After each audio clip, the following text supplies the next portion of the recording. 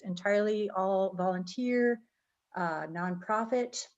We like to teach people about organic gardening, and we have 3 plots across the city where people can get a plot to do community gardening. If you would like to register for a plot, the plot's registration opens April 1st, and you can watch for details on the Facebook page, the website, ifcga.org, or our constant contact email list. We do also have a children's gardening program, which has been going for over 20 years, teaching kids all about organic gardening. It's a super good program. Unless we get a volunteer to teach it next year, this will be the last year. The search is on. If anyone would like to volunteer to be the Sprouts teacher or knows anyone that would be great, please let us know. We've had some questions about how to make donations because we're not meeting in person anymore, and we have a sweet Venmo site, IF Community Gardens, if you'd like to make a donation. Just for some housekeeping, as we go in, we're going to keep everybody muted and video off. You can submit questions to the host, and Ron will pause periodically and we can ask the questions then. And I think that's it as far as the housekeeping. I am going to turn it over to Sue Miller, who is also a board member of the IFCGA. She's going to introduce Ron and do a bio, and then we'll turn it over to Ron. Good morning, everybody. It's my pleasure to introduce Ron Patterson. He is the University of Idaho Extension educator with many other tasks as well here in Bonneville County. There was a rumor flying that Ron is originally from Southern Idaho, and then he migrated south into Utah and spent time in the extension system there in Utah. But just a couple of brief things, and I'll let Ron talk about himself as well. Let's see, he comes from Eastern Idaho. He has been a livestock nutritionist, farmer, sheep producer, horticulturalist, high school agricultural teacher, I'm reading, and a farm business management teacher. And he actually started his extension career in Utah, but is also a graduate of the University of Idaho programs and also BYU Idaho programs. So, and I noted on your bio that you speak Japanese, but you're going to give your presentation in English, I believe, or possibly Spanish, but he has several he's interested in, runs so many different programs, but his research and extension education interests include horticulture, weed control, biological diversity, vegetable production, cereal crop production, especially 4-H youth development and the Master Gardeners programs. So what's interesting to us today too is that he's going to talk about proper irrigation for the soils and plants of our area. So it's really an extension of our first 2 classes of healthy soils.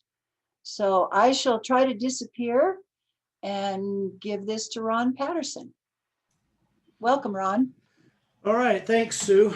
I'm excited to be here. I did grow up in Rexburg, spent the majority of my life there, and then went to the University of Idaho. I've lived in over by Boise. I've lived up in Northern Idaho, and of course, a lot of time here in Eastern Idaho. And about 17 years ago, the economy had turned a little bit, and I was teaching farm business management at ITech, which is College of Eastern Idaho now. And they decided it was better to teach nurses than to teach farmers. So I went down to Utah and started in high school again. I found out that, high school was just a well, anyway, I decided not to teach high school. At the time, I got a job in extension at Utah State University over in Price. And I've loved my career in extension has been wonderful. I love it.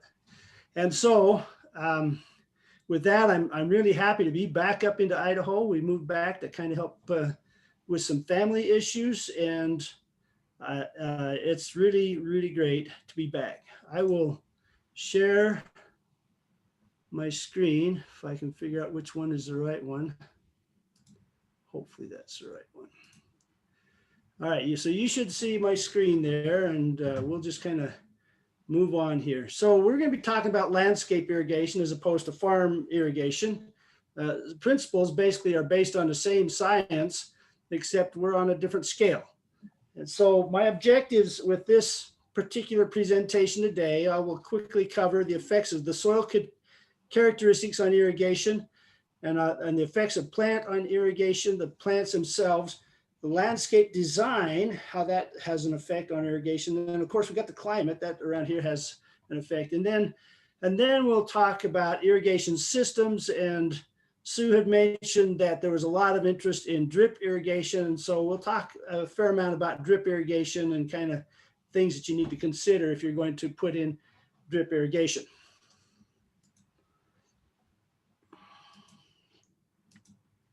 There we go, get to go in the right direction. Okay, so soil and water, just a real quick overview. The soil, and you've probably seen this circle, the half of the soil, when we dig up a bucket of soil, half of it is solid matter and half of it is airspace. Basically, you know, kind of, it fluctuates a little bit, but that's pretty much what it is. And so on this, I'm going to turn on my laser pointer so you can see what I'm doing here. This half here is the solid matter, and then this half would be the pore space, and the pore space needs to have both water and air in it. And then the solid matter kind of helps to hold on to the water and air. Organic matter is part of that solid part of the mix there. And so that's the kind of the breakout on the soil profile. Now within that profile, when we talk about the mineral portion of the soil, we have particles of size particles of the soil minerals. And so the larger particles around here, we've got boulders. Okay, we got boulders and rocks. We don't count those. When we get down to the sand particles, those are the ones that have any significance. So we get the sand, and then smaller than the sand or smaller particles of silt, and then clay. And clay has a little bit different structure to it and things like that. And we'll kind of talk about that. But when we talk about the mix of that sand, silt, and clay in here, we come up with what we call the soil texture. And this is the soil texture triangle. So as we get more and more sand across the bottom going this direction, more and more sand, we become a sandier soil. And so as we get here, silt is over on this side, and silt loam and sandy loam, and then loamy sand, and then sand. So when we get above about 83% sand, we just call that sand. And then when we mix in the clay, we got a percentage of clay, then that would kind of move us along this direction. So higher percentage of clay, the lower percentage of sand, and then silt is the same way coming down this way. So you notice that clay is a really big section in there. And we have some areas around here that we have fairly sandy soils. And we have some areas, however, we have very heavy clay soils, and clay soils are those that kind of stick to your shoes really good when it's a little bit muddy. And the silt is more of a slick kind of texture to it.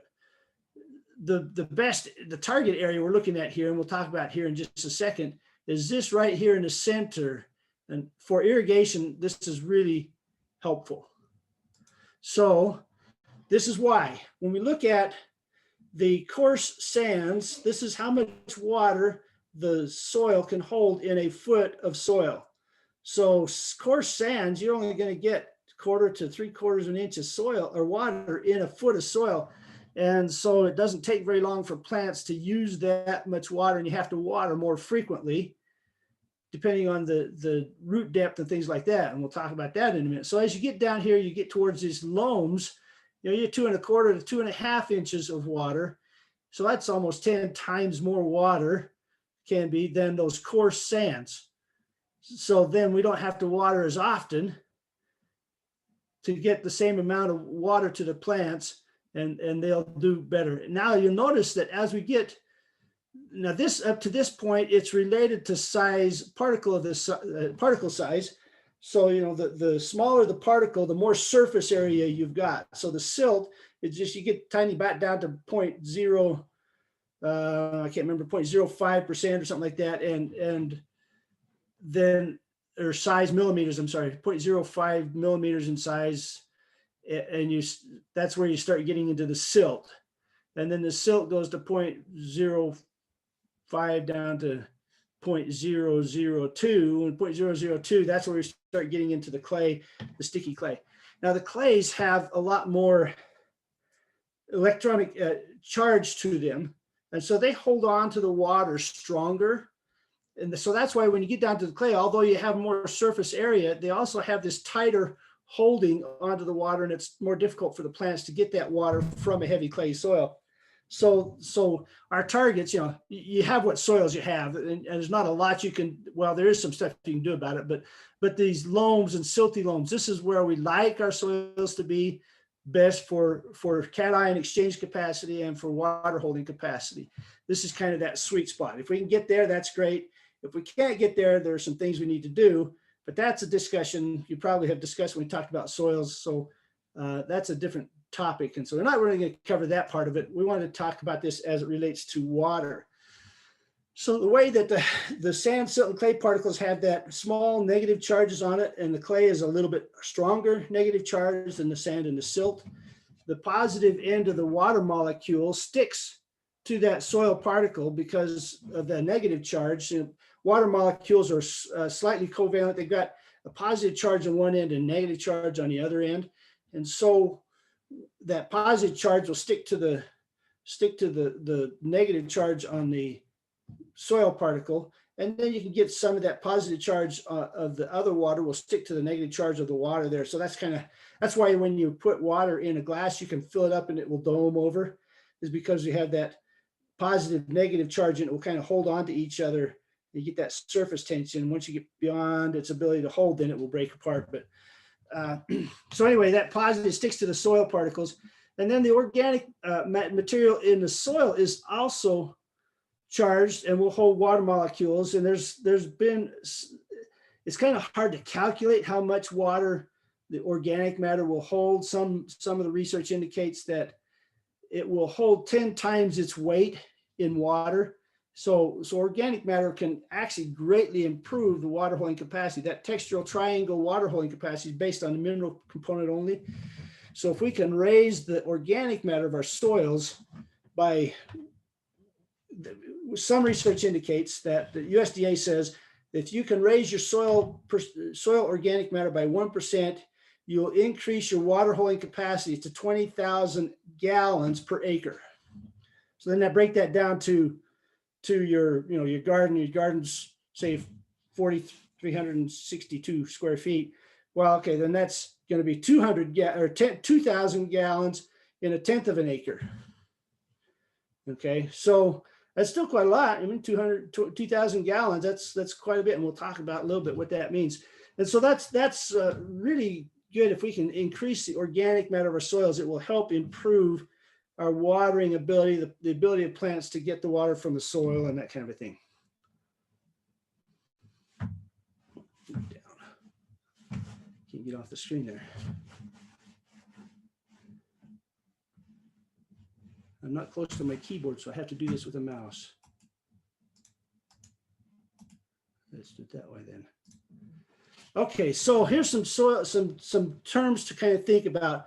When we first irrigate, we fill up that whole profile with water. Depending on how much water we put down, it will depend on how deep that saturation level is. And so when the soil pores are completely filled with water, they pushed all the air out, that's called a saturated soil. Well, we don't necessarily want the saturated soil. There we go. We don't want the saturated soil. So unless you have a drainage problem, this saturation is temporary. Now, 3 or 4 years ago, there was a lot of snow in the wintertime, and we had a lot of rain in the springtime. I lived down in Willard, Utah at the time, and the water level at the lake was up there in Willard Bay. These trees that normally weren't underwater were underwater for 3 or 4 months. Well, that's too long.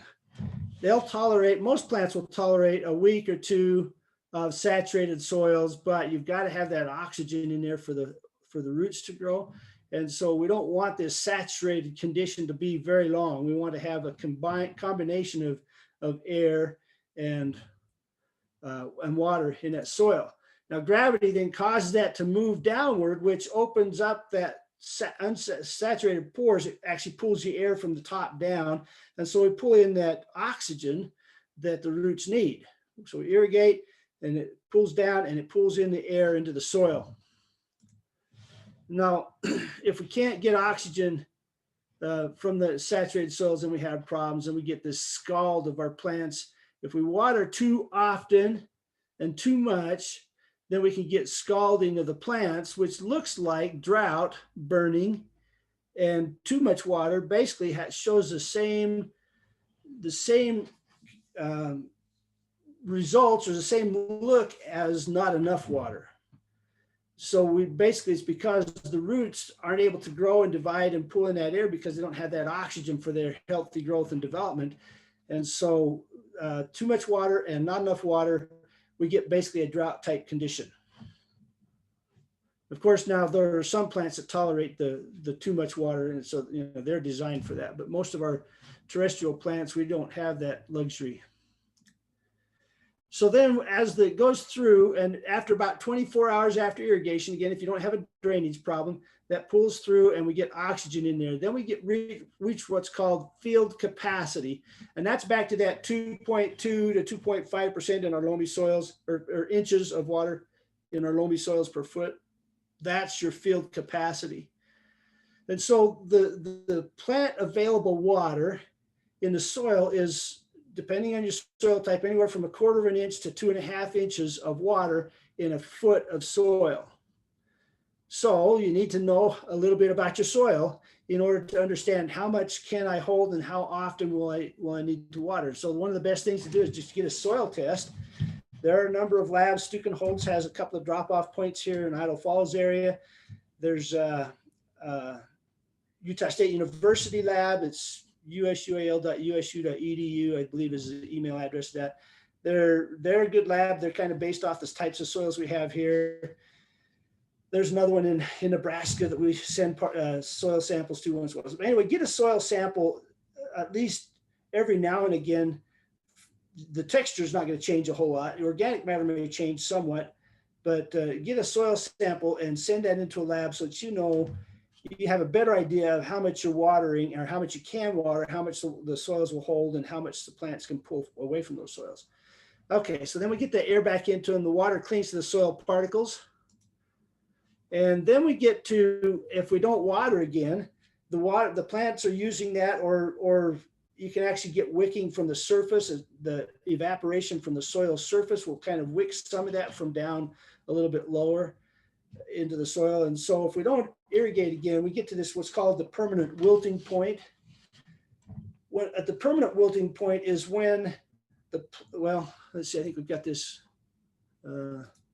here. The water remains in the soil there at that wilting point, but it's so tightly, there's still some water there, but it's so tightly bound to that negative charge on those soil particles that the plants don't have the ability to pull it away from the soil particles. It's just too strong of a hold on them. And so at that wilting point, the plants will start to wilt and not recover. We get tissue damage at this wilting point here. So that's from for a loamy soil, that's when we've used up that 2.2 to 2.5 inches of water, and then the plants start to get damaged. Now they start to flag a little bit before that and not get the permanent damage. Once they start getting the permanent damage, they won't recover from that permanent damage. A good example, when I was teaching high school over in Nampa, I had it was an induced wilting point. I was doing some collecting transpiration off from the plants into a bag. And so I had the plant covered with a bag.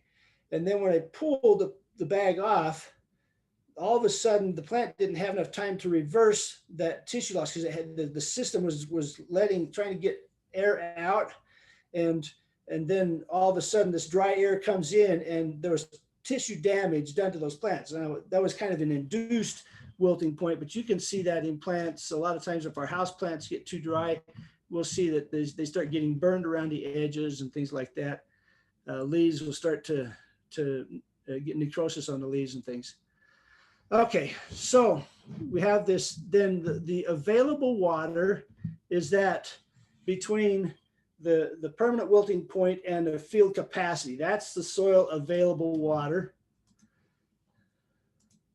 And that depends again on the soil texture, the mineral component, and also the rooting depth of the crop. If we just have shallow rooted crops, then the amount of water that's available to them is dependent on how deep those roots are. And we can have some effect on that depending on how we irrigate. If we irrigate always, every day kind of a thing, and the water's there, the roots will chase the water. And if the water's always right there, again, we might have a saturation problem, but the roots won't go deep. They're right there. They don't have to go deep. And so we can have some effect on that root depth. But here's the key that you need to remember. Although we've got 2.2 inches of water in that 1 foot of soil, we want to operate on the top half of that water. Not the top half of the soil, but the top half of that 12 inches of water, 12 inches of soil, we want to operate on what's in that top half. And so we don't want to be using more than half of that available water. Now, the available water, if it's a sandy soil, you may only have a ½ inch of available water, which means then you're going to have to be replacing 1/4 inch on that coarse sand. You have to replace 1/4 inch of water rather than trying to replace a ½ inch. And so your soil texture really does have some bearing on how often and how much you irrigate. Okay, so that's the soil. Any questions on soil and its response to, or its effect on our irrigation?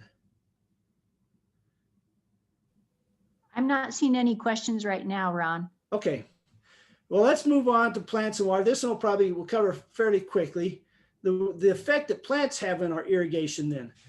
So the two different things that we look at with plants is, first of all, the root depth. Different plants have a different root depth. And then the plant's response to dry environment. And I'm wondering if,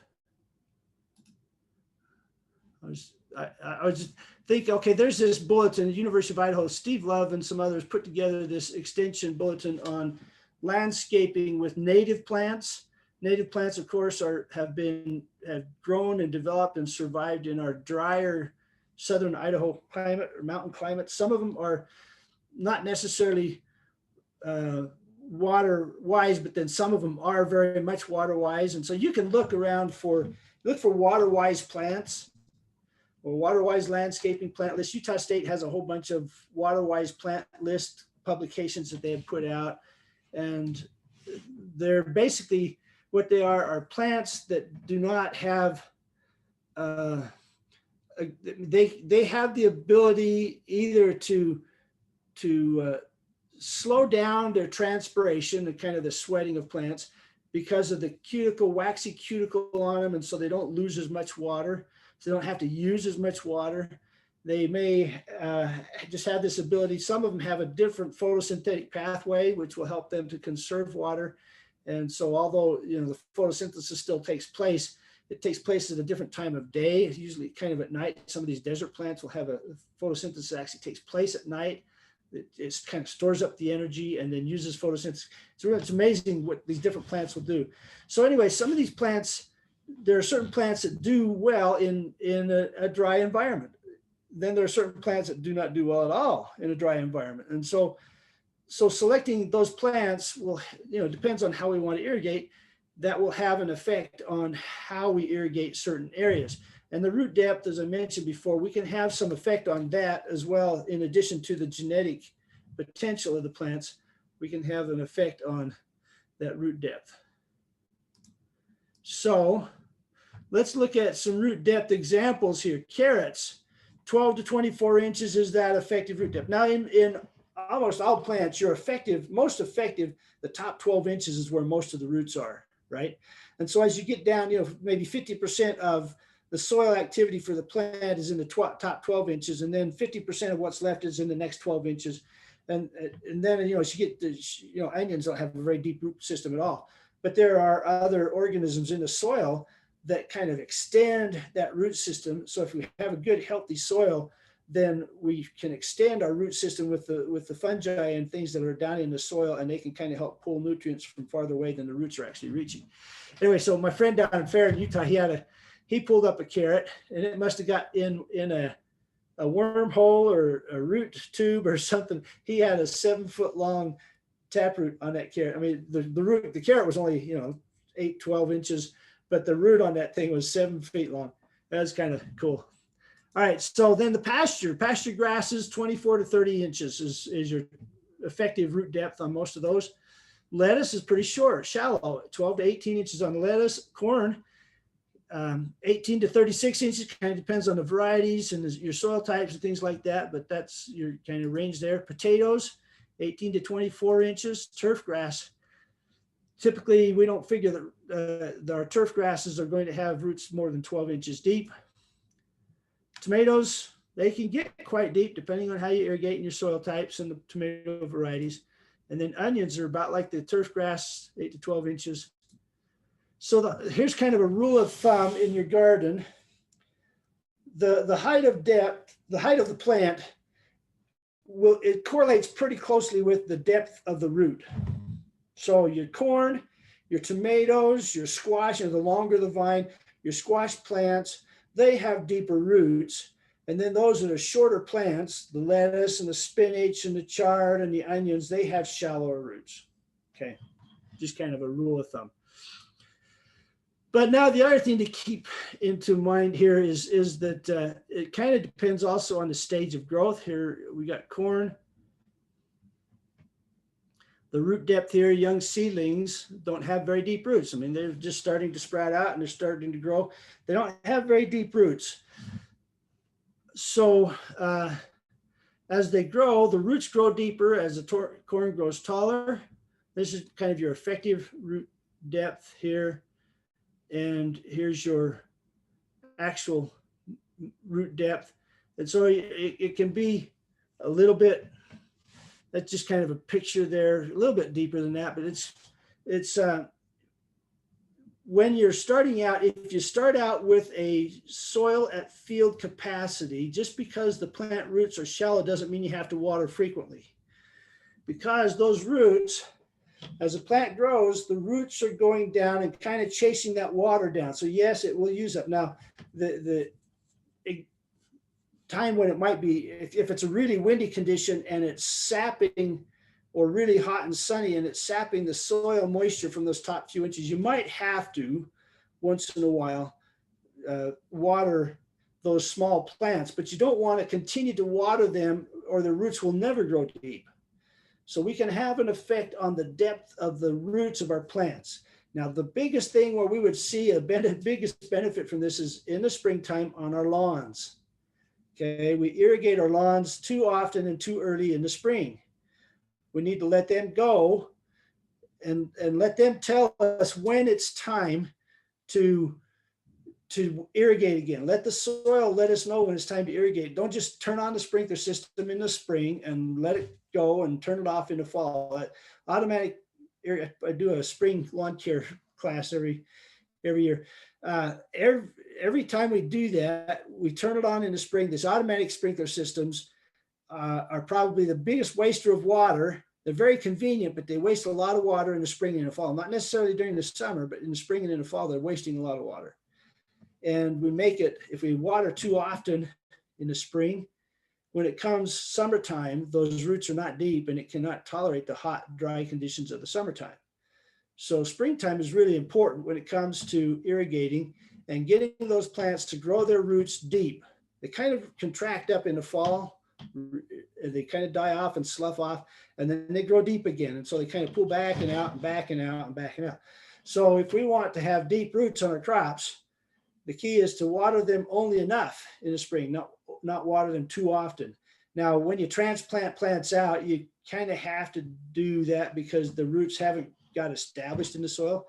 When you plant a seed in the soil, the roots are getting established much more quickly than a transplant does. It's just another thing to consider in our gardens. Okay, now if I can pull this, let's do it this way. Okay, factors then that affect root depth. There we go.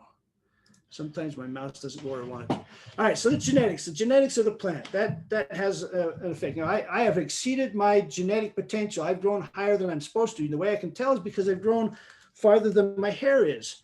I've passed up my hair, and so, okay, no. So anyway, the genetic potential of the roots is dependent, or the genetic potential, the root depth is dependent on part on the genetic potential of the plant. Lettuce is not going to have 3-foot roots. Okay, so that's one thing that has an effect on it. The water table. If you have a shallow water table, you can have, alfalfa can have 5-foot roots, but if it's got a water table at 18 inches, the roots are not going to go beyond 18 inches. So the water table can have an effect on that as well. So if you're in a shallow water table area, close to the river or something like that, where you may have a shallow water table, then that would have an effect on your root depth. Hard pan and compaction. It gets hard down there. The roots can go down and then they hit this hard pan and they just can't penetrate that. So that's another thing that can stop the depth of your roots. And then our irrigation practices, like I just talked about. Okay, any questions on the effect of the plants on our irrigation? Ron, I do have one question, and it's about water. How can you determine how much water is in the soil? Is there a way to measure that with a probe of some sort? Okay, great question. The first thing is to know your soil texture. Okay. Now, what I do on my lawn is I get a long screwdriver and I go out and I push the screwdriver down into the soil. And I do that for several spots around my lawn. And if it pushes down into the soil, there's plenty of water. Even in a sandy soil, if it's dry, you can't push that screwdriver through there. And so you just push that down into the soil. If I can push it down easily, I've got plenty of water. If it gets kind of tough to push down, I can push it down and just have to really push hard on it. Then that's probably an indication it's about time to water. So that's just a real quick and easy type thing. Now they do have, I should have brought some of those in too, but they do have soil moisture meters that you can put in. I put some in my garden once in a while and it just put them down in the soil.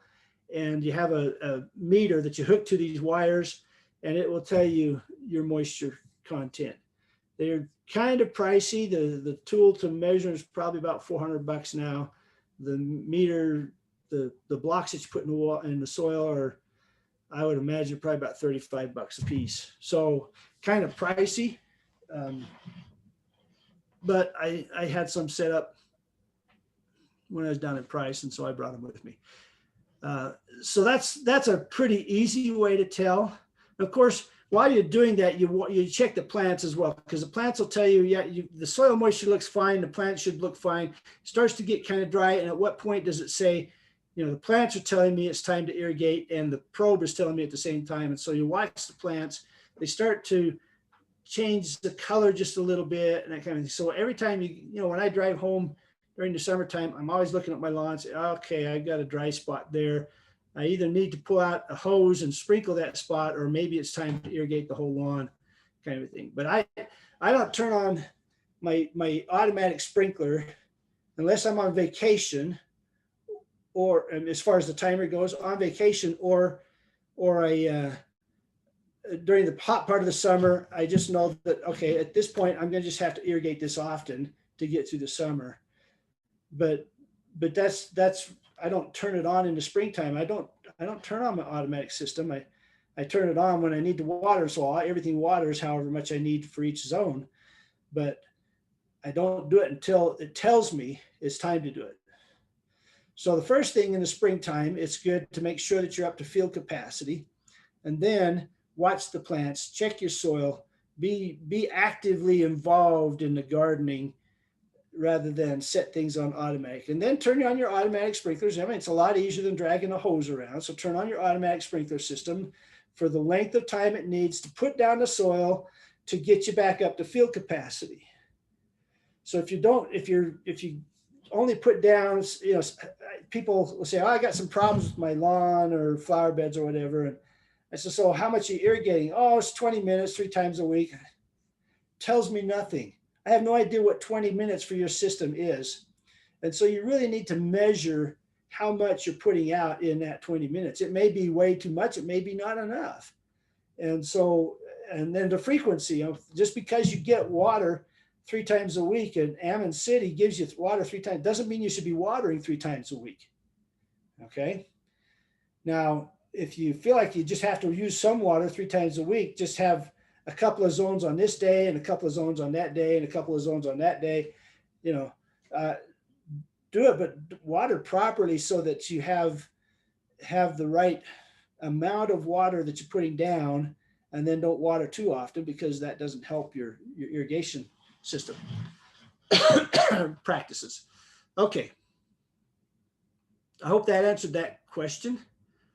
Okay, so now landscape design and how that affects water. I've alluded to this a little bit, but hydrozoning, I really like this concept of hydrozoning.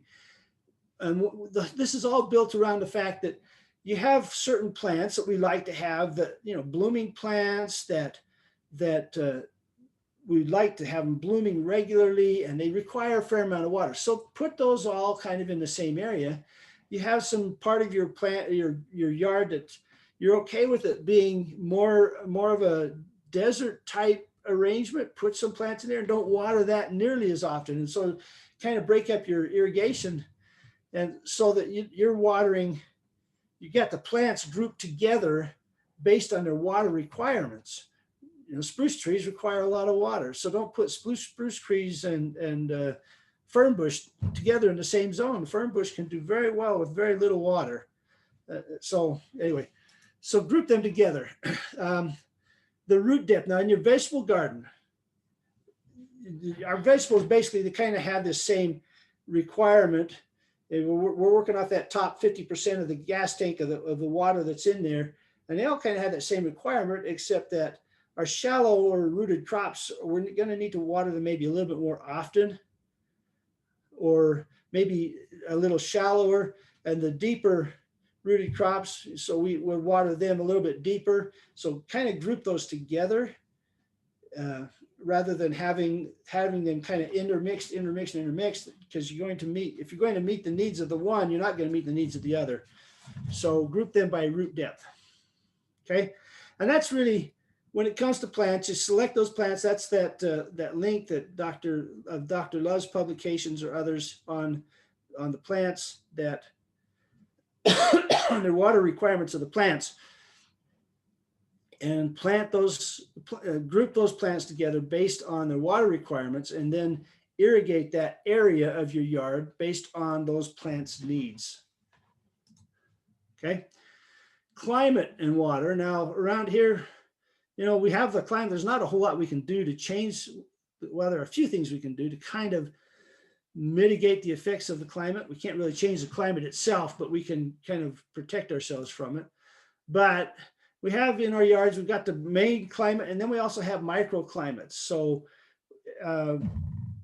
Japanese maple doesn't do well in our area. However, if you have a nice protected spot, it may do just fine, but it needs to be protected because it doesn't like our really cold temperatures. So if it can be in a somewhat protected spot, you may get the Japanese maple to do well, and it would be a beautiful plant in your landscape.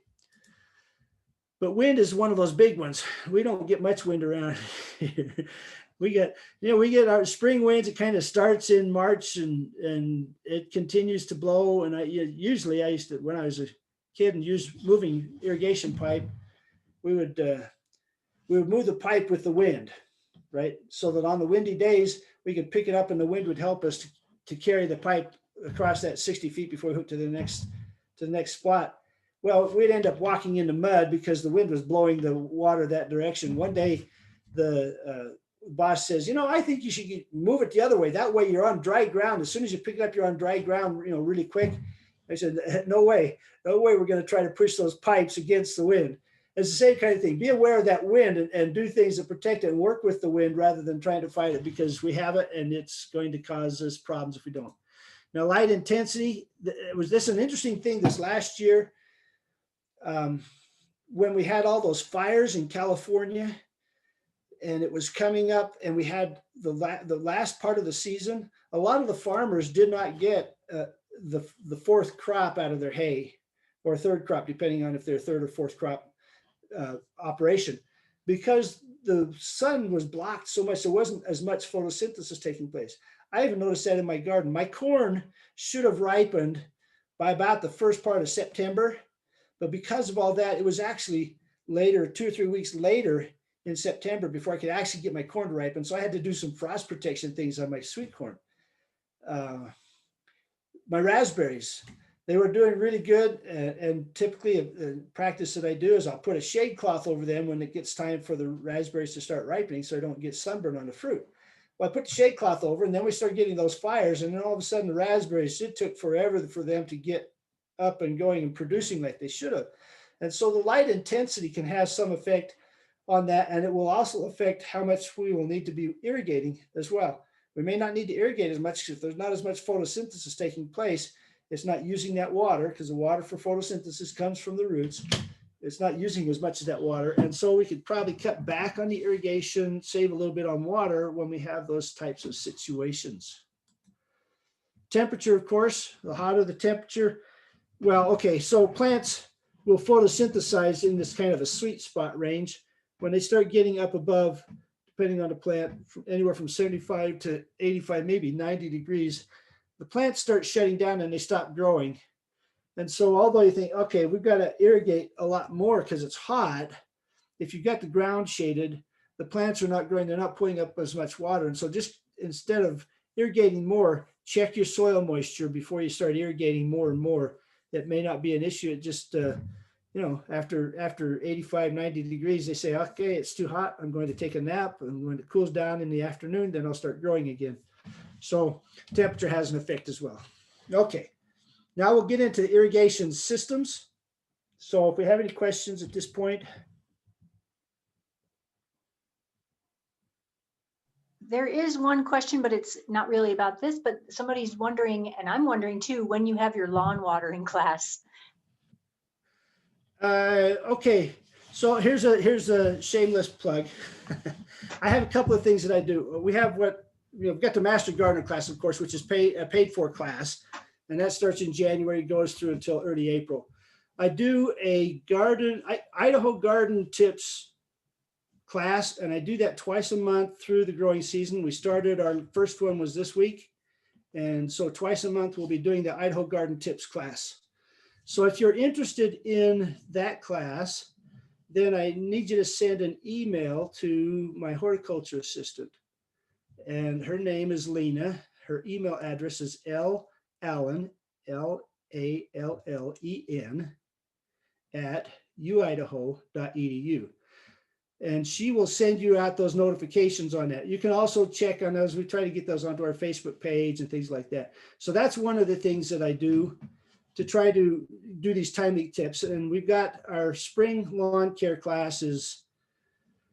I don't remember exactly when it is, but it's probably in March or maybe early April.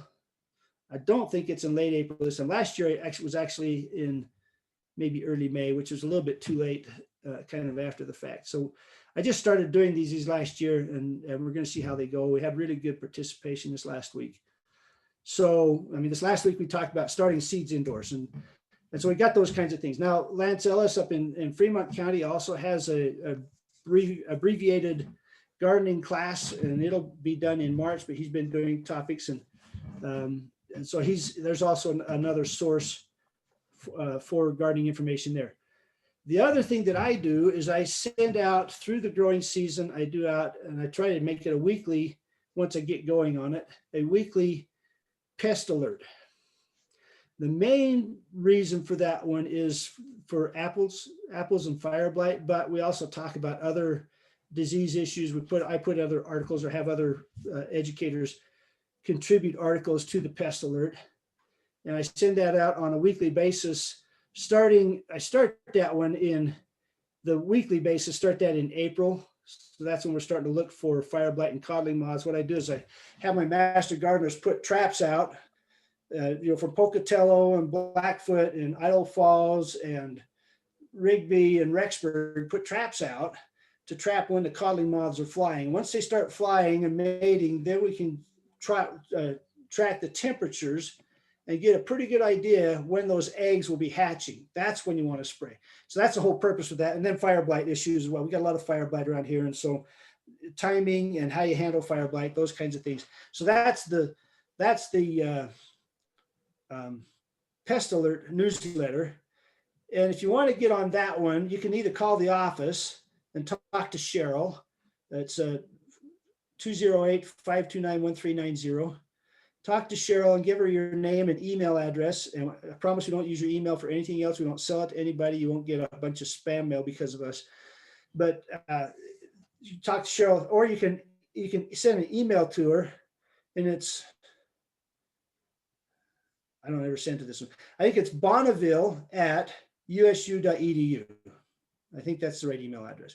So bonneville@usu.edu. So those are a couple of things that I'm doing as far as other educational kinds of things. And great, this community garden program, they've got some really good information here. So that's another place where you can get this kind of information as well. Okay. So conservation irrigation. Now, one things we want to try to, we don't want our lawns, yards to look like this. This was, get my mouse to go. Where is it? There it is. Okay. All right. So what does that look like? Well, okay, we've got some wet spots there in the middle of the lawn. This is about the time people call me and say, something's wrong with my lawn. Well, that's a little bit too late to be, I mean, we can still deal with it, but we've got a low pressure here. We maybe got a broken line somewhere or something is going on. One year down in Farron, Utah, they had low water year. And so the city decided, okay, we're going to determine that you can only water on certain days, kind of like what Ammon City's done. Only they said, if you are in this part of the town, you can irrigate on this day. If you're in this part of the town, you can irrigate on this day. If you're on this part of the town, and so they divided it up there. Well, the problem was everybody irrigating on this part of the town, they were drawing too much water through the pipes and reduced the pressure so that they weren't getting, nobody got good irrigation. So you can't do it there. Ammon City does it a good way where they say if you're based on your street number or your house number, you can irrigate on these days. That's a lot better because then it spreads it out over the entire system. But this can also kind of happen with the design issues. So you want to make sure that you got your program, your plants designed or your irrigation system designed to handle the flows and the pressures that you have so that you don't end up with this type of a result. Okay, so the different types of irrigation systems, the surface irrigation, that's flood irrigation. There's nothing really wrong with flood irrigation. It's not very efficient, but they found in the agricultural community, they found that if everything was done by sprinklers and they're pumping out and they're only putting on enough for the crops, they're not recharging the aquifer. There's not enough snow melt to recharge the aquifer.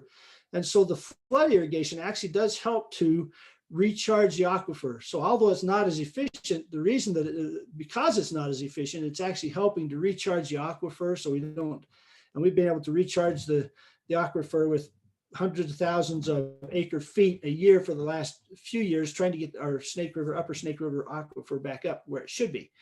So that's, so the surface irrigation is not a bad thing.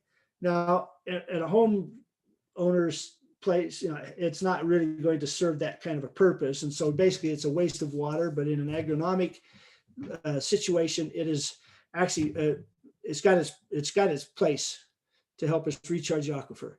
Sprinklers are much more efficient. So a surface irrigation, your efficiency is anywhere from 45 to 55%. In other words, 45 to 55% of the water that you're putting on the crop actually gets used by the crop. The other 45 to 55% leaches out or evaporates off the soil surface, things like that. Sprinkler irrigation, your hand lines, depending on how well designed they are up around 65 to 75%, kind of depending on the system itself. So you're getting a lot more of that water is actually getting used by the crop, but there's still some waste. Now, before we get too carried away, we don't want 100% efficient irrigation systems, because 100% means that everything you're putting out is getting used, but it may not be enough for the crop. And so the crops may be hurt because, so we want something, you know, if we can get something in the 90% irrigation efficiency, then that's a good range to be in to conserve your water and to get most out of your water that you can. So that's where we start getting into this drip or micro or low flow irrigation, and especially the subsurface drip. They're much, much more efficient. And so they'll get you up close to that 90%.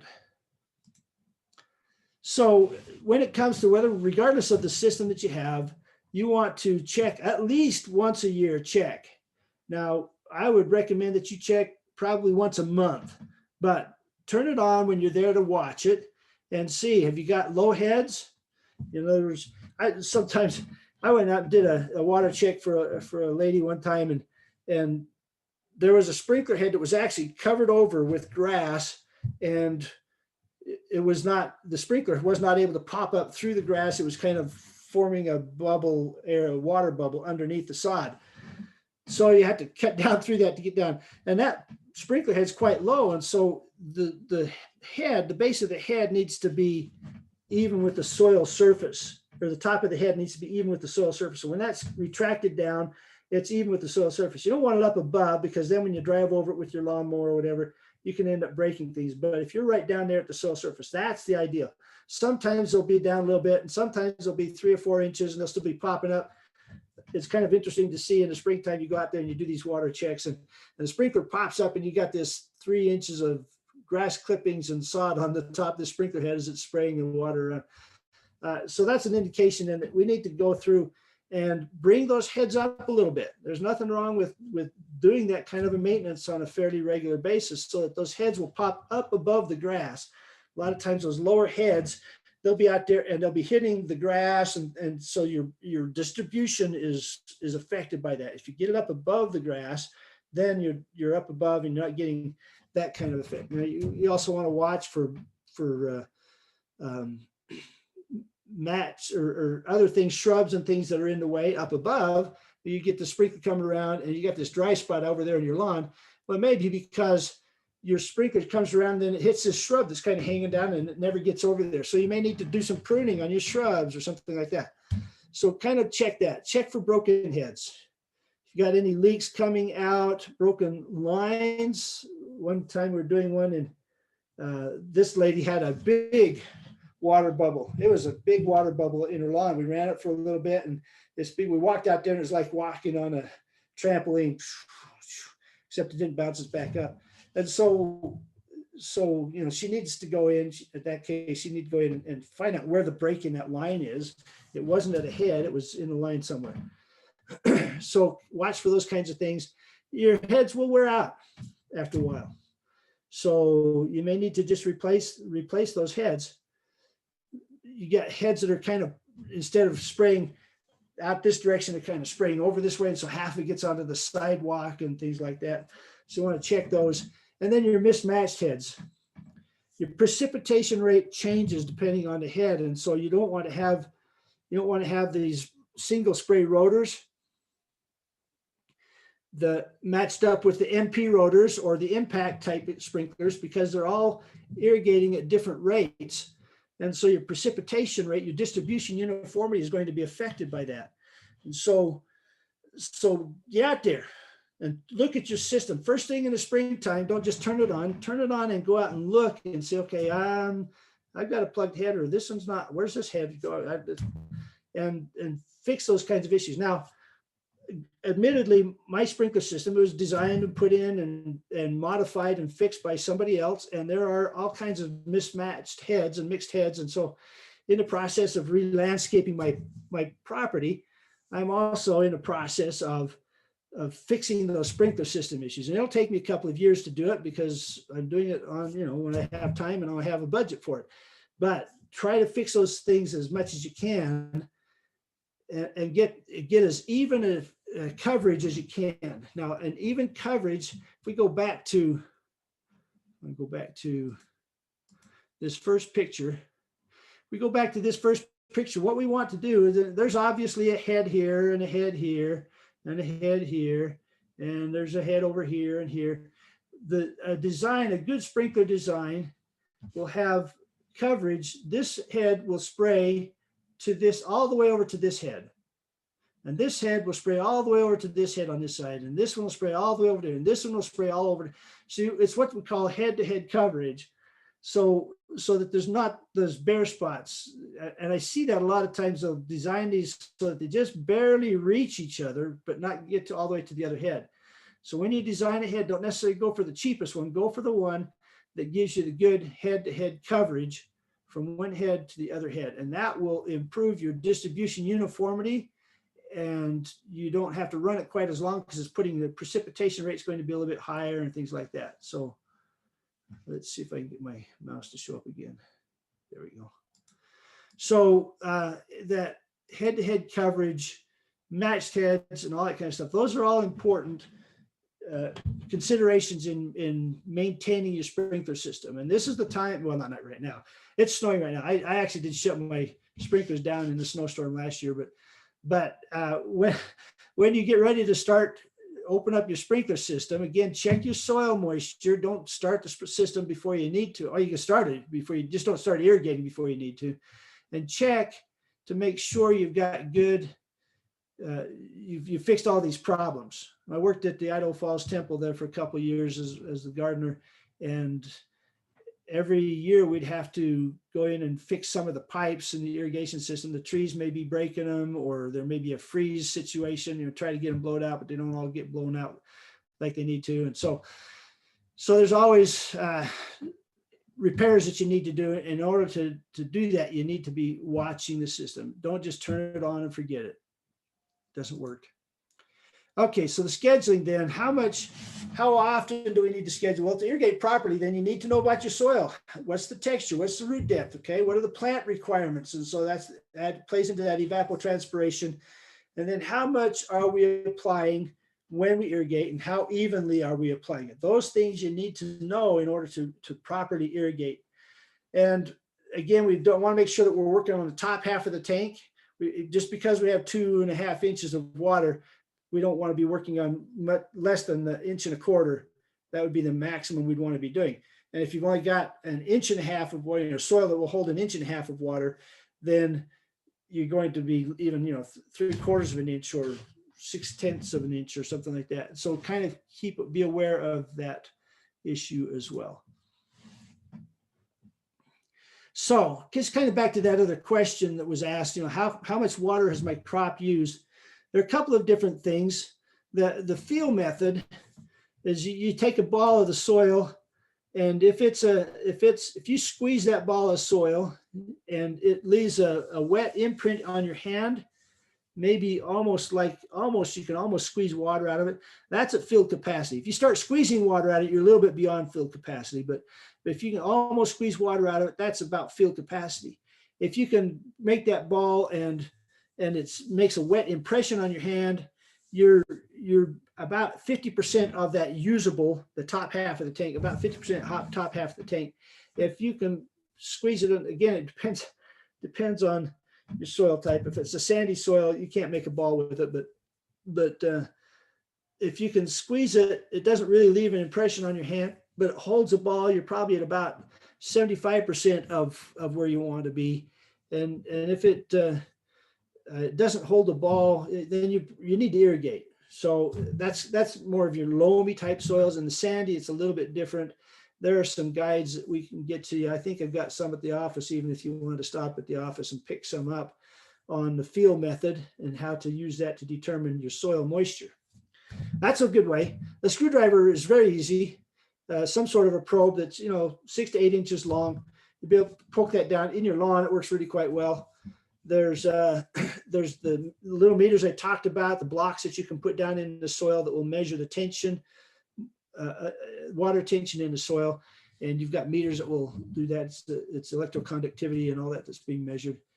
And then if you want to, you can get into the evapotranspiration things, online information, the weather crop type things, and use that type of thing.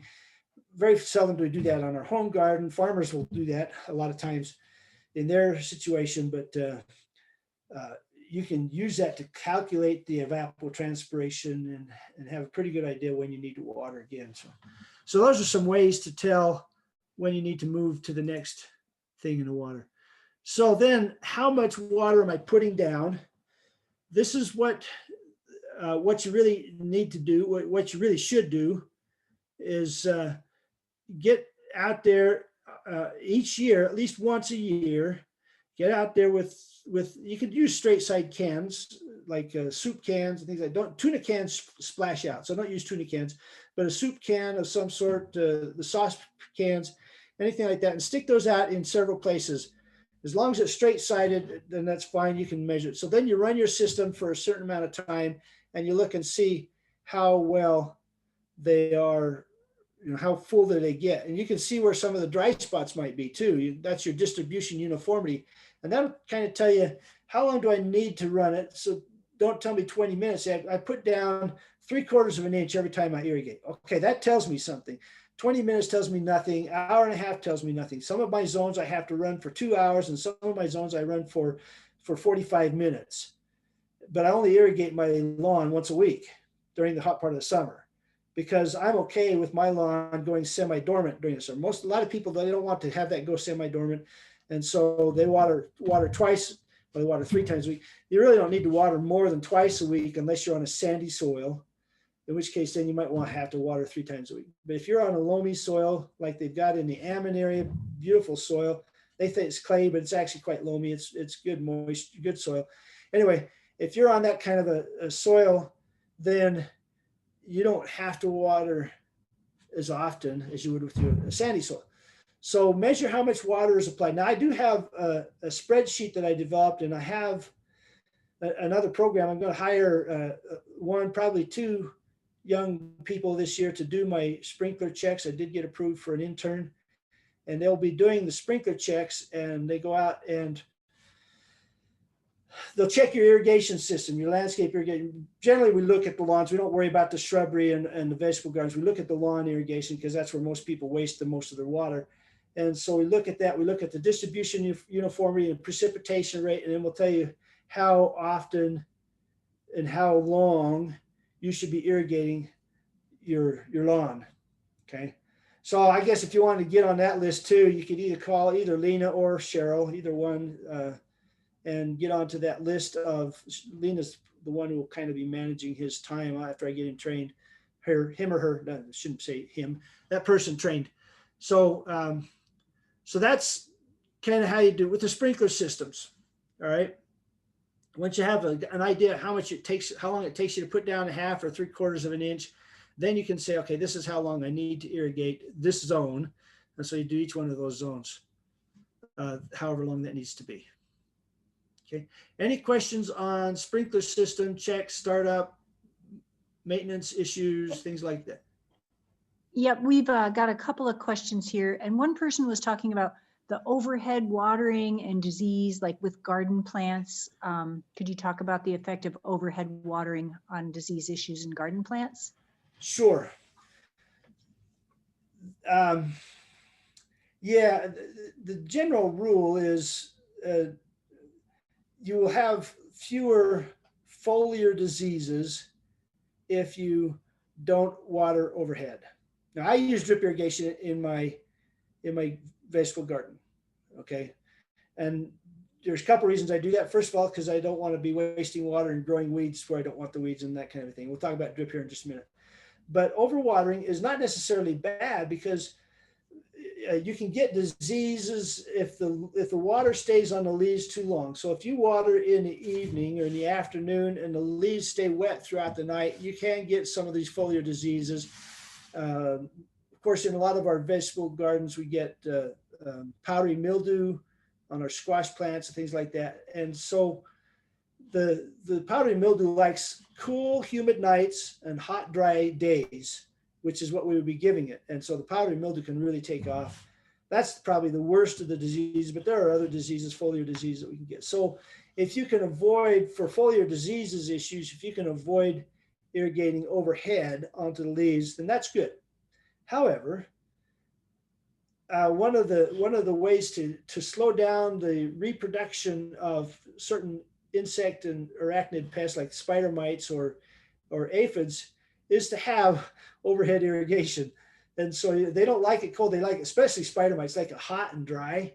And so if it's hot and dry, they really reproduce fast and they really cause some problems. And so overhead irrigation can actually slow those down. So then if you're going to do overhead irrigation, you want to do it after midnight if you can. Start after midnight, do your overhead irrigation. So then in the morning, the sun comes up and it dries those leaves off, and that will really help. So it's kind of, I wouldn't say avoid it all, but there are issues both ways with the overhead irrigation. I personally like to use the drip irrigation in my vegetable garden just because it makes it so that I can get out and work it even though I'm irrigating and things like that. Okay, that sounds good. And then I think you're going to address this, but when you get to drip, the question is there a huge difference between drip tube and drip tape? And maybe you're Yes. going to get into Okay, that. I will get to that. So, all right. Yeah.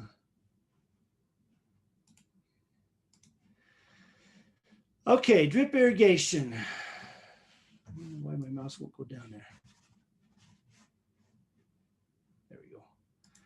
Okay, so first of all, what is drip irrigation and why use drip irrigation? We'll talk about the advantages and disadvantages of it and some of the philosophies of drip irrigation, soils and drip irrigation and design considerations. That's what I'd like to cover in this drip irrigation section.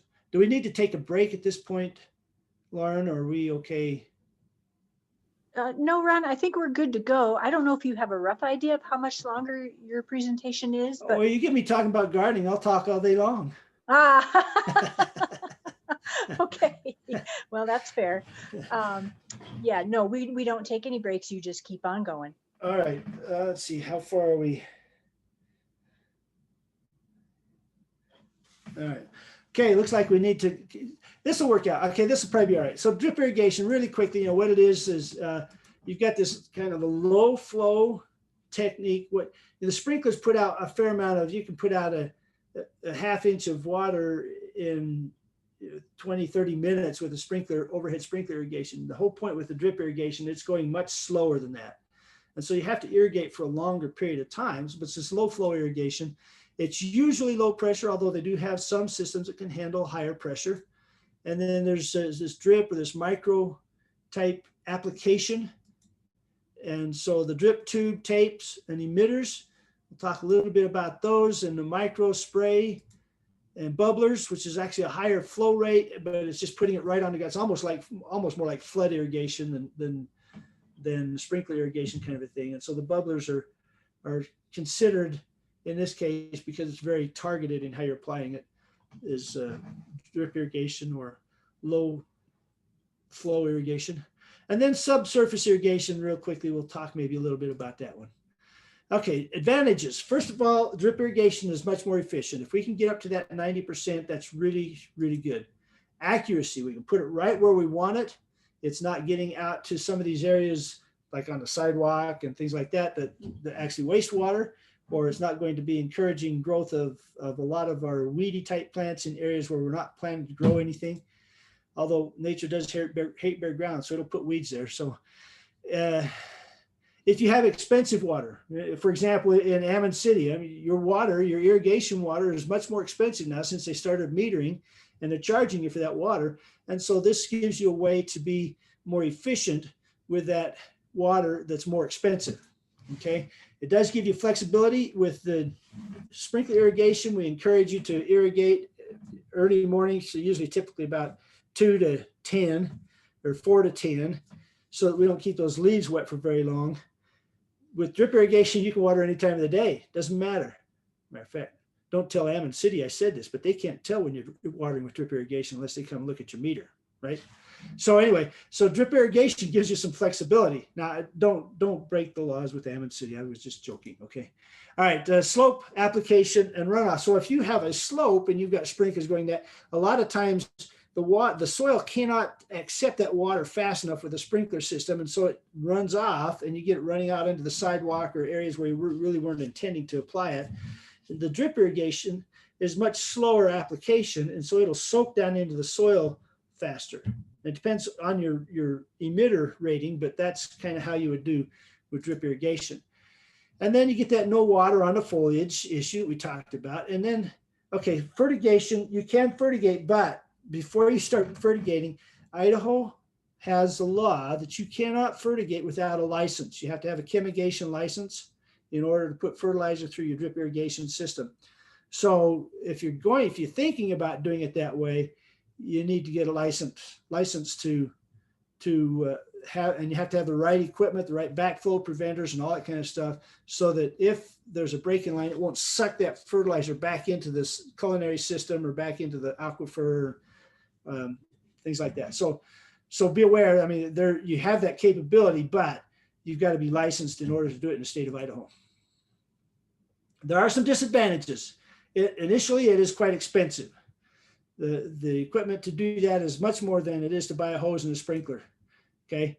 You need to have clean water. So there's got to be really good filtering with drip, because you got these little tiny holes that stuff's going through, and you don't want to have dirty water going through that and plugging that up. There are certain design requirements that you need to think about. And then the slope pressure differential, we'll talk about that here in a little bit. And then no water on foliage, like I said, can be kind of a pest control technique as well. And so that can be a disadvantage as well. All right, philosophies of drip irrigation. There's two different ways of thinking about it. Some people think about, okay, I'm just going to have one line and I'm going to water frequently. What that does is basically it creates a pot outside. So your water will go out and it'll spread out a certain amount, and then it is full. And it won't go out any farther than that. And so the roots won't go beyond that drip irrigation. So you have to water more often. The plants don't require any less water to grow, but you do have to, so you have to water it. And I've tried this on my corn with just one drip tape kind of a thing. And I got a little bit behind, and it's really hard to catch up. So if the corn starts to flagging and you try to get that water out there, it takes a little while. It's really hard to get caught back up. And so the one line method works, but there are some issues with it. The other way is to use the soil as a bank for your water. And what you're doing is you're using the drip to get it onto that bank. Now, because you're using drip, you're putting it in a specific place, but it does spread out. And I think I've got a diagram to show how that spreads out in just a minute. But it'll spread out. And so you've got underneath the soil, although it looks dry on the surface, you've got water down underneath the soil. And so when you do a couple of lines, like on each side of your corn or your tomatoes or whatever, that puts that water out a little bit into that root zone. So you got more of a bigger bank account to deal with, and you don't have to water as often. So kind of a picture of how I do it. This is one year, it was my high tunnel getting it set up. And so I laid out my lines so they'd be straddling the planting rows of my tomatoes and peppers and squash plants. And then I would plant in between those. And so that gives me a wider bank of soil moisture to deal with. All right, then, it works really good with weed barriers. After I got that laid out, then I put the weed barrier over the top of it. That helps to control the weeds. And I can plant right through that. The water's right there. And so it's a really good combination. I don't have time to do that much weeding with this garden I had here. This was in Price, and this garden was about 30,000 square feet. And so it kept me really, really busy. I had my full-time job, and then I was doing this, and there wasn't anything else I could do in my life. And I was living in Price, so there wasn't anything else to do. No, that's not true. I was involved in community theater and all that kind of stuff there too. Anyway, but that's how your weed barrier combined with drip irrigation really works well. All right. Now on your trees, how would you do it on trees? Well, in this case, I had the drip one going down the middle, and then I had one about 18 inches out, and then another one about 18 inches out from there on both sides of the tree. So I had a pretty big bank account, and I was putting it right on the ground, and the trees did very well. These peach trees that I had here, wonderful peaches. I wish I had the ability to have this many. I'm going to try to get peaches growing here, but we'll see how it goes. Anyway, so that's, kind of how you can do it with trees. Instead of having just one line down there, expand that out so that you've got more water. I mean, you still have to, the trees don't require any less water to grow and produce a crop. And so if we've got a little bit bigger bank account, it gives us a little more flexibility. Okay, so now factors to consider in our design and installation. First of all, again, we talked about the soil characteristics. Take that into account. The texture, the infiltration, percolation rate, organic matter, your soil depth, and then your crop root depth. Okay, so take those all into consideration here. Then you need to look at your flow rate. We talked about those soil characteristics and root depth here. I think I kind of skip over that now, but the flow rate of your system, how much tape can you hold? Will it tolerate? How much can you run at a time? And that will have the effect on your design. And then your watering schedule. Again, if you're limited to 3 times a week, then you'll want to make sure that you have the system built up so that if you don't want to get to where you've got stressed vegetable plants or flowers or lawn. And so you want to do that. Row length now you can have pretty long, if you've got a 1/2 inch tube or tape, then you can have pretty long roll off from that. If you've got a 1/4 inch tube or tape, then you're limited to about 35 feet. You can't put more than 35 gallons through a 1/4 inch tube in an hour. So you're limited. And then your pressure and your slope. We'll talk about that. So here's this picture of how soil moves. If you've got the sandy soil, it doesn't spread out as much and it goes down more. If you've got a clayey soil, that capillary action will help to pull that out against that gravity. And so you got a wider profile of wetting, and you still, 48 hours, 24 hours, 48 hours, you still put down the same amount of water with your drip system. It's just a factor of where does that water go? And so you can get kind of a dark water spot out a little bit and then it drops off. So works really pretty good if you've got a fairly heavy soil. The water holding capacity, again, is depending on the texture and the percent organic matter. We talked about those issues. And then the infiltration rate, that affects the emitter rating and how big of an emitter you want to be going through the water to be going through, how fast you can put it out. And with drip irrigation, we talk about gallons per hour. The emitter, is it a 1 gallon per hour? Is it a 1/4 gallon per hour? How long would it take for that drip to fill up a gallon, kind of a thing. So root depth, again, the majority of the roots in the top 12, we talked about that. The crop irrigation, you group them by root depth. We talked about that. You water for the root depth and hydrozone. Those are issues we all talked about. So now, how to determine your flow rate in gallons per hour? There's a mathematical equation. It's really quite simple. 5 gallons, if you do 5 gallons times 60 minutes, divide that per hour times 60 seconds per minute, and then divide that whole by however long it takes you. So you got a 5 gallon bucket. You measure out so that you've got it marked.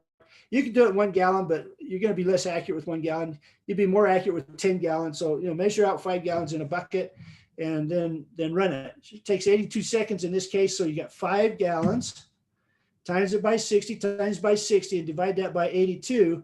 And that will give you 219.5 gallons per hour. Now, when you do that, some of them say, well, you just do right there at the hose bib. And I say, no, I'm going to turn off my, if I can figure out where to do that, turn off my background so that you can see my stuff here. No, that's not what I wanted. Turn off my background. Maybe stop sharing your screen. And no, here, I can do it. Okay. Turn me back on here. Okay. All right. So now you can see I've got in front of me here some of the drip irrigation stuff. So when you're hooking on to your drip irrigation, in most cases, you'll need a pressure reducer, some sort of a pressure reducer. This is a pressure reducer that goes down to 25 PSI, and it actually screws right onto the hose bib. This one you'd have to hook to it with a pipe, this pipe thread here. So you can hook onto that with a hose bib, and then you connect your tubing to that pressure reducer. And it works okay. It's not the best, but it does okay. So you put that on there, And you also put on your filter, because you're drip irrigation. Even when I'm irrigating with culinary water, city water, municipal water, I still use a filter. Okay, so you push this into the filter, and then you connect to your tubing or your hose, and then you measure. Okay, don't measure before, because after you get done, you may find out you got a lot less water flow. And so you do that, and then measure your water with that. Just kind of as a rule of thumb, if you don't want to have to worry about the math, there's a 1/4-inch tube you can push through on your low pressure systems about 35 gallons per hour. On a 1/2-inch tube, you're going to get around 220 gallons per hour, and a 3/4-inch, 480. So kind of a rule of thumb to get that to work that way. Okay. So here we've got the delivery line up here. It's a 1-inch line. And then you need to have some way of coming out. So we use usually this valve, and that just you punctured a hole in the, it's not lay flat, but it's a 1-inch poly tube. You punch a hole in that, and then these valves will punch right in there. And that's a good, that holds quite a lot of pressure right there. And then you can connect your lines out to that. So you've got a way of turning certain sections on and off and things like that. You'll need to make sure that you've got elbows. We've got past the filters and all that kind of stuff. But one other thing that you might find very helpful, because sometimes I tend to forget, a timer of some sort. You can just use those mechanical wind-up timers, just crank them on, and it'll turn off after an hour or 2 hours, or however, some of them go for 4 hours or whatever. You can use those even if you want, but some way to turn that off, because when I first started doing, I would forget, and I'd get out, middle of the night, and I better go turn the water off. So you don't want to do that. You want to have something that will turn that water off for you. Yeah. Hey, Ron, Yeah. one thing, we had one suggestion. I don't know if you're going to be showing a lot of things. You're a little bit small on the side of the screen. So if you're going to show a lot of things hands-on, maybe you I would probably wanna should. get your Yeah, I probably screen should. share off.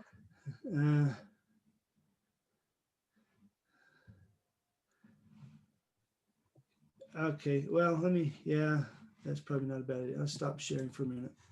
Okay, is that better?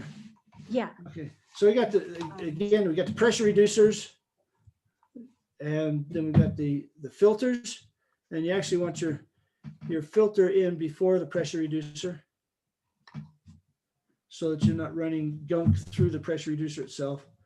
You got your timer, okay, and this 1-inch tube, which is the delivery tube then, and I've got it snapped into that, this valve, which will hook to a 1/2-inch tape. I don't have all the parts to that valve there, but now the difference between, somebody asked before, the difference between tape and tube. This is tape, okay, it lays flat. When you pressure it up, it'll flap out like that. And this is drip tube. It's got the emitters pressed into it, and I don't know if you can see this is swelling up right here. This is where the pressure is emitted into it. And so it's actually got holes on both sides here, so that it will drip down one way or the other. When you do it with the tape, you want the emitter facing up. Now, the reason for that is because if you have the emitter facing down and water pools there, we get minerals, we've got a fair amount of minerals. You can actually get those start to clog off with the minerals that are built up on that water. So if you have those facing up, then when it stops running, you don't have the water minerals accumulating and drying in your emitter. But you need to have your elbows and some way of shutting off the end of your tube or tape, so you have fittings that will fit into those. And so those are the kind of things that you get. And I can get some other pictures here in just a minute if you'd like. So let's go back and share. And I don't know if you can think about it while you're getting that up.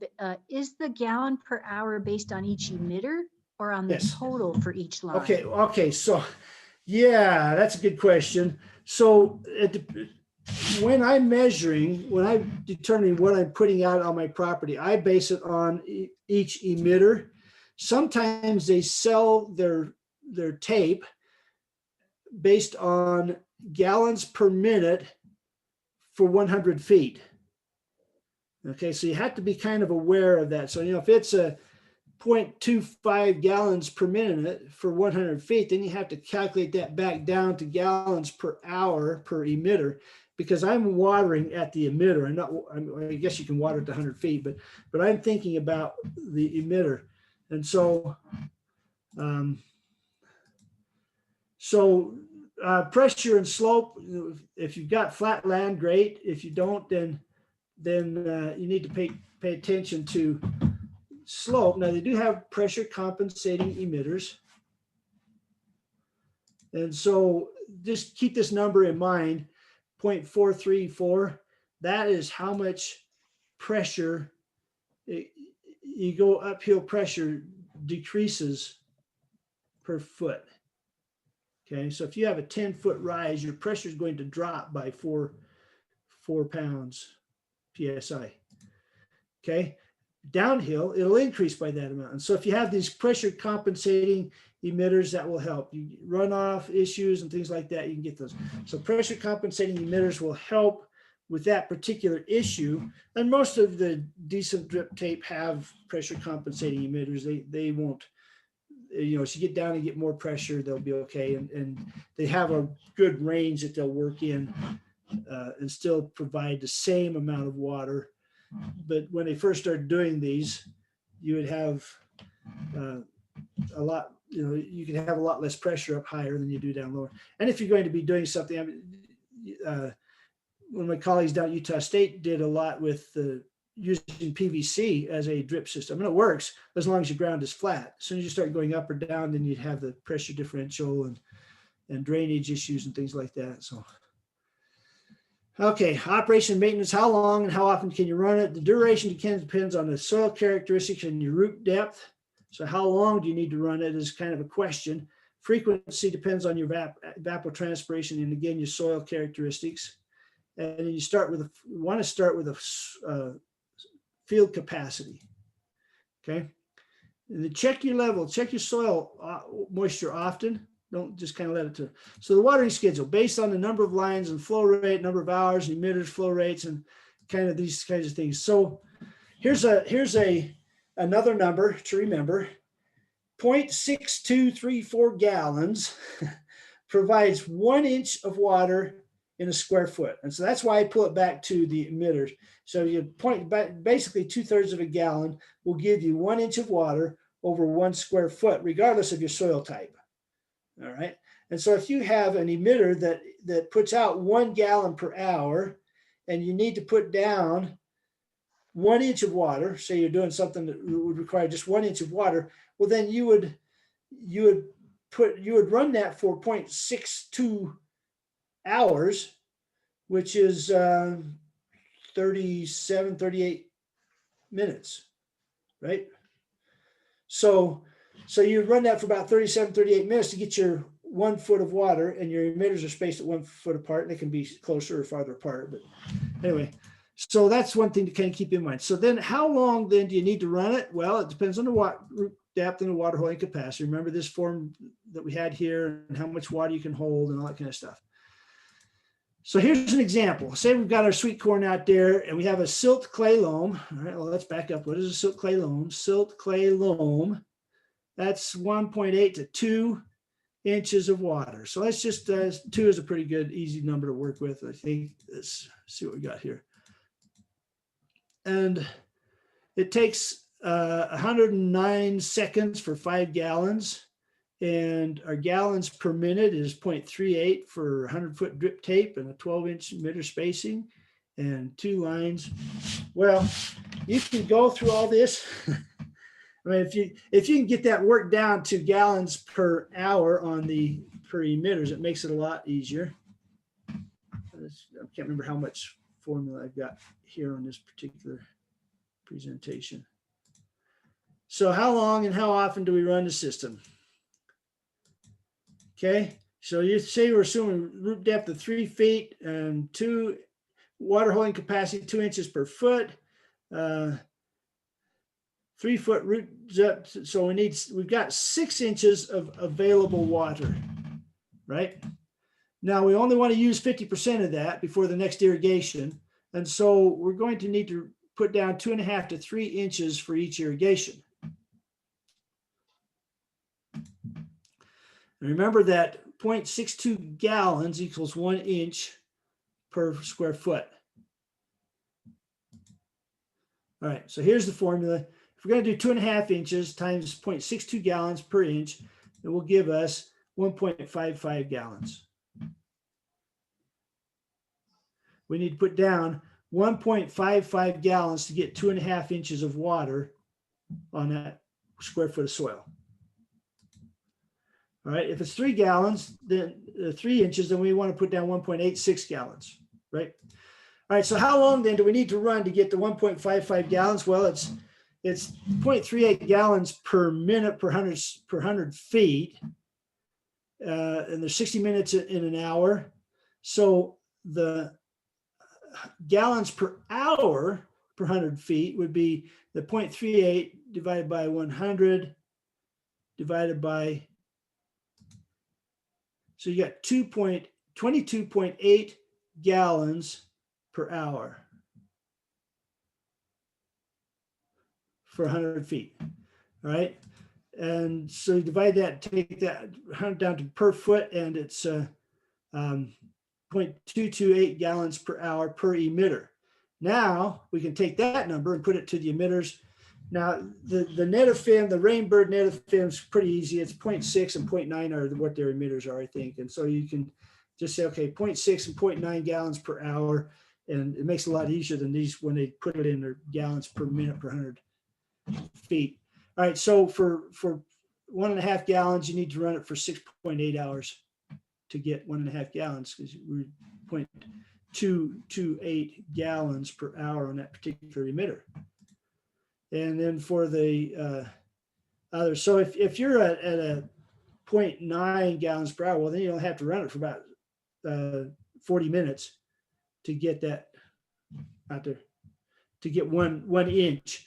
So 40 minutes, so you'd have to run it just a little bit over an hour to get so gallons per hour rating. You look at that emitter rating before you start getting too concerned, and then work with consistent systems. Don't start bumping in and out. You can do the 0.6 and the 0.9 and put them based on the root depth of your crop and have some flexibility that way.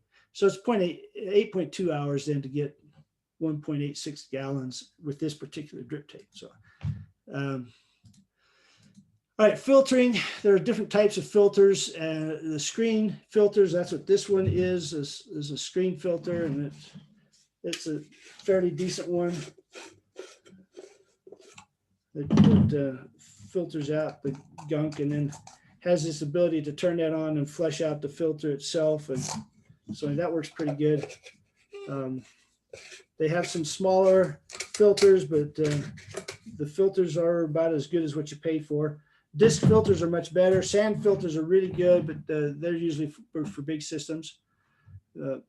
Watch carefully on your crop's moisture sensor and things like that. Check for leaks and blocked emitters, especially if you've got hard water. And then again, fertilization, I talked about that particular issue. All right, match your irrigation requirements with your hydrozoning. Okay, I think that's, if we got any questions, I think that's what I've got for this particular presentation. What we don't want to end up is a field like this where we've got, this was a windy day down in Emery County, Utah, or a windy couple of weeks actually is what it was. And so you got wind and then you got no wind, then you got wind and no wind. And so you got good irrigation here, and then you got this dry spot where the water just didn't go. So we got crops that are uneven because we've got uneven irrigation. Well, we can avoid that with drip irrigation if we do it right. Okay. Is it a good point for a couple questions, Ron? Yeah. Oh, so let me. Yeah, it is. Let me point out real quickly subsurface drip irrigation. Basically, what subsurface drip is you dig a trench and you put the drip tube. Usually, you can do drip tape, but you don't want it very deep. You can put the drip tube down there, and you get even less loss. It's more efficient because down there below the soil surface. Okay, yep, go ahead. Okay. I'm not sure I got the wrong information. So if you're using drip tape instead of emitters, how does that change the calculation? Okay, so each one of these inserts is considered an emitter. Okay. Okay, so every 12 inches, in this case, every 12 inches on this drip tube, let's go ahead and stop sharing. So every 12 inches on this drip tube here is, we've got an emitter here, an emitter here. Now the other thing is, they've got those emitters that they'll connect to the spaghetti tube in here. One thing you want to avoid, I had lady call one time and said, I got a problem with the shrubs. My shrubs, what's wrong with them? So I went out to look, and she's got it on this drip irrigation. She's got one emitter on the spaghetti tube. Doesn't matter how it gets there, but it's on this spaghetti tube. She got one emitter for this shrub, and it's against this hot brown fence in the middle of summer in Price, Utah, right? And so the plant was suffering from drought stress because all it had was this little root ball that it was not getting irrigated out any farther with any of the other irrigation systems. And so you got this little root ball here, and the plant was not able to get enough water through that drip irrigation system. So with trees and shrubs, you need to get a bigger bank account to deal with those kinds of issues. Now, the other thing is, when I first started, I studied horticulture up there at Ricks College, BYU, Idaho. I was going to be really good. And so I was designing a drip irrigation system with sprinkler and combine these things together. And my professor says, that's not going to work because you've got the drip irrigation and the sprinkler irrigation covering the same area. So you got the sprinkler irrigation on the lawn, and then the drip irrigation. The sprinkler irrigation wasn't just on the lawn, it was covering the shrubs too. So you got to have the sprinkler irrigation covering the lawn. If you're going to do drip on your shrubs and flowers, then do that, but don't combine those two together. Have them kind of separate so that they're irrigating separately. Great. Okay. One comment, one lady said, this totally explains why my garden isn't getting enough water on the drip. Wow. Thank you. Another, when is the best time of day or night to water flowers and veggies? If you're doing drip irrigation, it doesn't matter. Okay. If you're doing overhead irrigation, you want to water in the early day, so that you want to water so that the water can be pretty much evaporated off before we get direct sun, because you can get sunburn through the refracted light in the water droplet. It can cause a magnification and cause a sunburn spots on the leaves. So you want to get it done early enough that the plants can kind of have that water evaporate off before it gets really hot in the afternoon. Okay, this is excellent. I will mention that another resource, we do have a drip irrigation basics PowerPoint in our notes and presentations on the IFCGA website. So that's another thing that people can consult. And I think the last thing is, I don't know, with COVID and everything, can you speak to extension events? Like, are they going to have the Master Gardener Plant Clinic, the spring plant sale, the thaw and awe? Yeah, we are planning to do the plant promotion. The thaw and awe is on March 20th. It will be online, but the plant promotion will be face-to-face there at the new extension office on 73rd South and 15th East. And we will be doing other Master Gardener activities, the Earth Day, and is it Earth Day? The Arbor Day and the Water Festival. We'll be doing those. We will have our diagnostics clinics. We'll have Master Gardeners. We do have a demonstration garden there at the office, at the building. The diagnostic clinics will be on Tuesdays and Thursdays starting, I believe, in May sometime. And we'll be at the farmers market. We'll be at the state fair. So we got the Master Gardeners. Of course, there are several projects around the community that they do. The Friendship Garden there on the river. We help a lot with that one. And we're not the only group that helps with that one, but we do help a lot with that one. We've got another community garden there on the west side that's basically a food bank type community garden that we help with as well. So there are a number of products we're doing. We will have the plant promotion. I believe it's the Saturday after Mother's Day is when we're scheduling that one. Okay. And so Is- we're getting things ready for that. We're hoping, well, even if we will make sure that people are safe. So we'll be wearing masks and that kind of stuff as far as it's required, and group size and things. We'll try to have it managed so that people can go through and there won't be, won't be any worse than Walmart for sure. Right. Is the best place to check this like the Facebook page, or where's the, if people want to just check real quick, is it on, is it off, when is it? Just call the That's a extension office? Yeah, call the extension office. Get with Lena again, LALLEN at uidaho.edu. She's my right hand person. If it weren't for her, I wouldn't be able to do any of the stuff that I'm doing. So Awesome. she can let you know on these things, and we'll try to get it posted out. If you'd like to get on any of our email lists for those notifications, call Cheryl at the office and say, I'd like to get on a notification list, email list, and she can kind of guide you through what, if you want to be FCS or 4-H kinds of notifications as well. We do have a Facebook page. We try to get things on there.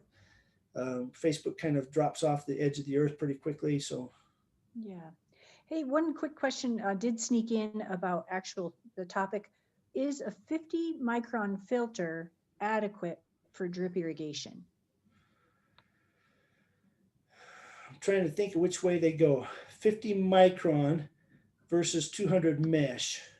They like to go 150 to 200 mesh, which, the larger the number, the smaller the mesh. And I'm not sure the micron numbers, how small the mesh is on that. And so I can't remember.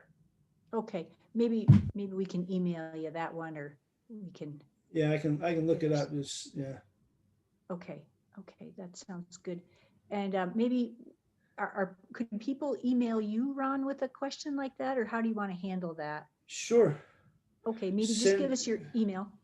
R Patterson, RPATTERSON at uidaho.edu, or you can if we get into the summertime, I get pretty busy sometimes, and so I may not answer right away, but when we get into where we've got diagnostic clinics, you can send questions into the Master Gardeners as well, and they'll work at getting you some good research-based information. Excellent. Any idea of what the thaw-gnaw topic's going to be this year? Yeah, it's going to be gardening in Eastern Idaho. We've got a lot of people coming from out of the area and say, how do you grow things around here? And so we'll be talking about different gardening issues that we have to deal with in our harsh environment here. Yeah. Good. We'll be talking about pests, and I'll talk about I think I'll be covering beneficial insects, and I can't remember for sure what my topics are, but yeah, we've got Lance Ellis and Steve Love and Reed Finley and Ariel Agenbrod, and I think Ariel's doing, and I will be doing different topics. Ariel will be talking about soils and things like that. So good. Hey, it sounds like a great lineup. Ron, thank you so much for your time and your expertise and sharing your Saturday with us. We sure appreciate it. Thank you. Thank you for inviting me. You're welcome. And everyone stay tuned. Next week, we are talking about organic pest control, so we hope you'll join us for that. And just a couple other thank yous are coming in on the chat. So thanks again, everyone. And I think we'll be over and out for this Saturday. Have a good weekend. Yeah, you too. Take care.